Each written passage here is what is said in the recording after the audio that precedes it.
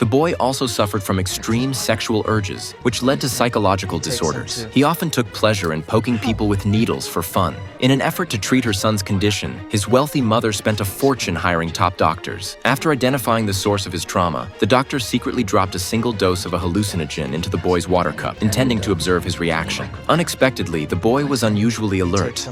The doctor was momentarily startled, but to avoid raising suspicion, he decided to stay calm and pretended to add a drop to his own cup. He thought his plan was flawless, but just as he reached for his notebook to take notes, the boy seized the opportunity to pour an entire bottle of the hallucinogen into the doctor's cup. Unaware of it, the doctor drank it in front of the boy. As he prepared to record the boy's behavior, he suddenly felt as if his body had been hollowed out. When he glimpsed the empty bottle on the table, he immediately realized what had happened, but it was too late. The dose was 200 times the therapeutic standard. In an instant, bizarre hallucinations engulfed the doctor. The entire room began to twist and warp, and it felt as if his very soul was being pulled apart. After an unknown amount of time, the mentally unstable boy suddenly screamed, accusing God of stealing his arm, and ran out to chase after it. Before anyone could react, he sawed off both of his own arms and forced the doctor to reattach them. During the sewing process, the boy laughed maniacally, terrifying the doctor into fleeing in panic. Soon after, the boy's legs had to be amputated due to infection from the wounds. Upon hearing this devastating news, the wealthy mother, enraged, wanted to devour him